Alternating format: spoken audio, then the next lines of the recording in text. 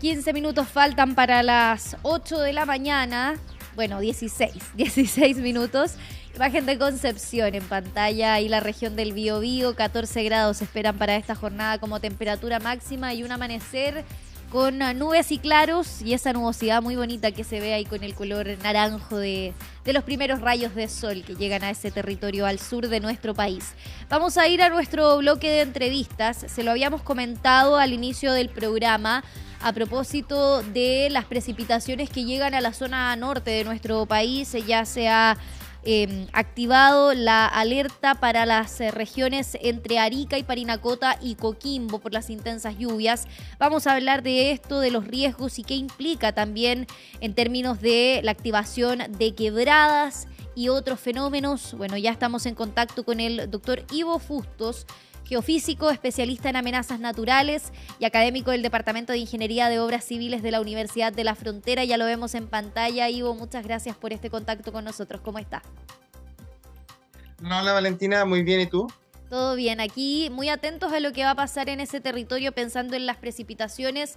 Ya la región de Coquimbo fue duramente afectada durante el mes de julio y ahora llega una lluvia que tiene características similares a lo que vimos en el año 2015. De hecho, ayer lo estuvimos hablando, que podría activar quebradas, generar aluviones y por eso mismo quería partir consultándole.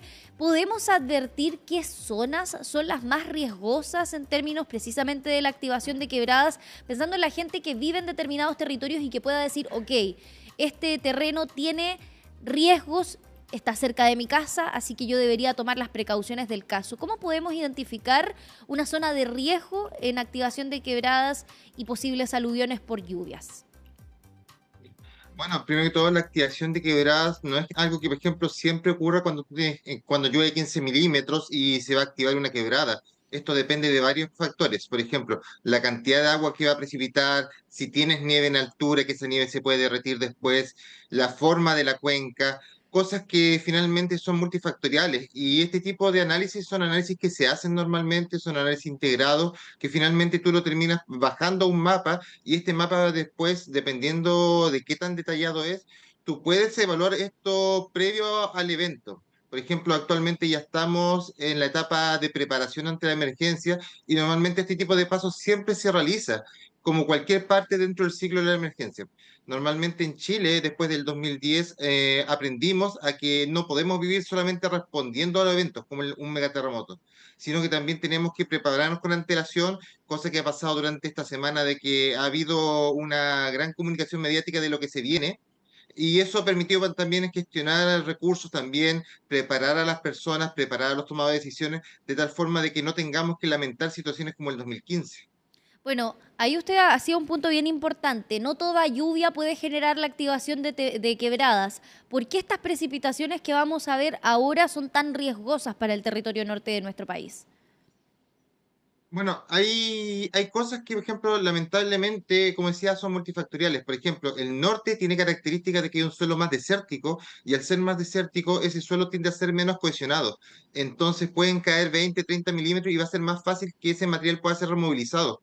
Por ejemplo, yo estoy viviendo en Temuco. En Temuco, esos 15 milímetros probablemente sería pan del día a día. No, Claro. no afectaría, no generaría aluviones, no generaría remociones en masa del porte de 2015 en Copiapó, pero si esos mismos 15 milímetros caen en el norte, sí podrían generar afectación. Y es por eso que es sumamente importante acoplar no solamente la lluvia, sino también cómo esta lluvia afecta las condiciones geomorfológicas del territorio. Bueno, vamos a hablar de la diferencia que hay de cada uno de los fenómenos naturales, porque es distinta la activación de una quebrada a una inundación o una aluvión. ¿En qué se diferencian cada una de estas situaciones que pueden afectar a la población que vive en este sector, en este territorio de nuestro país? Hay, por ejemplo, dos mundos. Normalmente el concepto técnico que se ha colocado de moda son las remociones en masa, en donde las remociones en masa tú colocas los flujos de detritos, consideras, por ejemplo, los materiales como los aluviones, consideras, por ejemplo, flujos de lodo, los cuales, por ejemplo, están todos dentro de la misma familia, de que normalmente son activados por precipitaciones. En el caso de las inundaciones es otro mundo. En el caso de las inundaciones, tú tienes un evento que es 100% controlado por la cantidad de agua que está transportando la quebrada. ¿ya? Entonces, ahí viene una diferenciación que normalmente dependiendo la zona y es más cultural. Dependiendo de la zona donde tú estés viviendo, se le conoce con distintos nombres. Por ejemplo, aquí en el sur de Chile, algunas personas en el campo conocen las remociones en masa como corridas de cerro. Otras, por ejemplo, más al sur, los conocen como flujo de tritos. Y así sucesivamente va cambiando las acepciones. Pero los procesos en lo que es remociones en masa tienden a escribir procesos muy similares, solamente que lo que cambia es cuántos sedimentos estoy transportando, cuánta tierra estoy transportando más o menos. Ivo, ¿qué tipo de señales de riesgo podemos observar durante las próximas horas donde se espera que lleguen estas intensas precipitaciones? Porque hay territorios en los que no necesariamente puede llover con gran cantidad de agua, pero que sí puedan tener algún tipo de remoción en masa, como comentábamos. ¿Qué señales son las a las que hay que poner atención y que podrían advertirnos de que podría llegar alguna situación compleja? Actualmente es importante visualizar, por ejemplo, cuánta agua yo tengo disponible que pueda movilizar después material en la zona norte. Por ejemplo, si cae 10 milímetros, por decir cualquier valor, que no es un valor preciso, y cae solamente en un lugar bien acotado, probablemente va a generar una afectación muy local que va a estar lejos de donde la gente vive. ¿Ya? Las remociones en masa siempre ocurren. El problema está en que actualmente estamos ocupando territorios que esos territorios probablemente son más propensos a ser afectados por estos eventos. ¿Ya? Y ahí, por ejemplo, viene un tema en donde se mezcla la parte más humana con la parte más natural, en donde probablemente en zonas donde siempre ocurren remociones en masa, actualmente estamos ocupando ese territorio y estamos construyendo la casa justo por donde pasa el aluvión. Sí. Entonces, ahí nosotros mismos estamos generando las condiciones idóneas para que, por ejemplo, después tengamos afectación. De la misma forma, yendo al fondo de tu pregunta, ¿qué es lo que tenemos que ver? Es que tenemos que visualizar, por ejemplo, cómo se están condicionando, se están juntando los factores que podrían aumentar la cantidad de agua, que esa cantidad de agua después podría transportar material. La zona norte del país existe una gran preocupación por la tasa de precipitación debido a que va a tener precipitación en altura. Y justo en zonas donde tú tienes nieve, si tú mezclas agua líquida que está cayendo sobre la nieve, tú ya no vas a sumar el agua disponible desde la precipitación líquida, sino que también vas a sumar el agua que está disponible por la nieve. ¿Por qué? Porque esa lluvia derrite la nieve y ese material termina escurriendo, que es como cosas que vemos es muy común ver en el sur de Chile, especialmente en la zona del volcán Osorno, que cada cierto tiempo existen cortes de ruta entre Ensenada y Petrohue.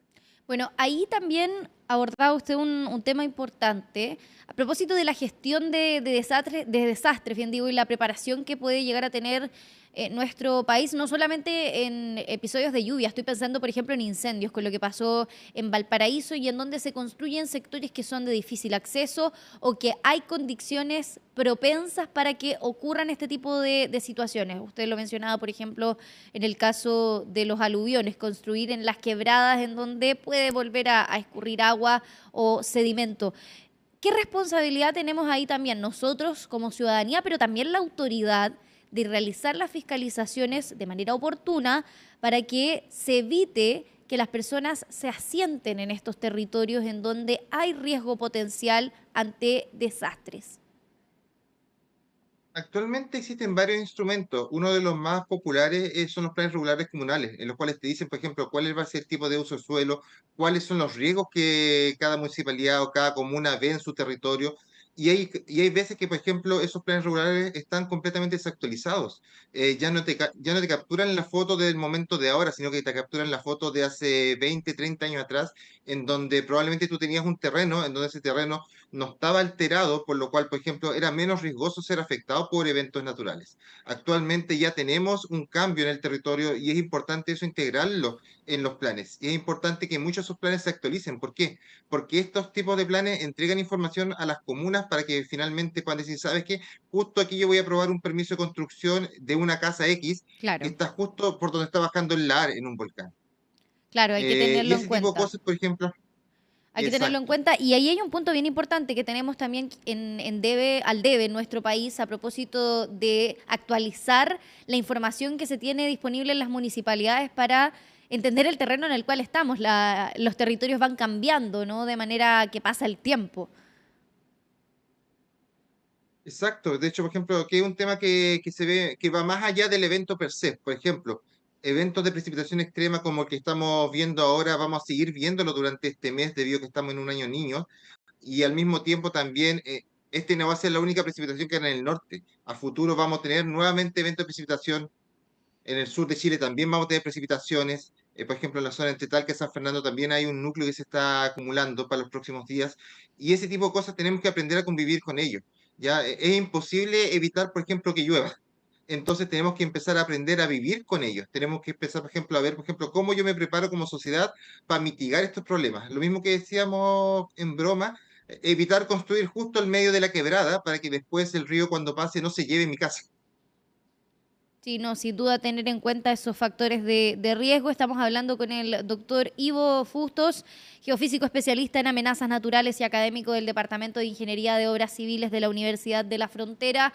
Le quiero agradecer por este contacto con nosotros y por poder hablar de este tema, de tener en cuenta todos estos factores de riesgo, pero sobre todo generar reflexión de aquí en adelante, porque hay varios factores, no solamente el fenómeno del Niño, que es estacional o es de una época en particular, sino también el cambio climático que ha hecho que los fenómenos naturales sean mucho más intensos. Que tenga un excelente día miércoles, Ivo, y nos vemos pronto. Que esté muy bien. Muchas gracias. Estamos en contacto.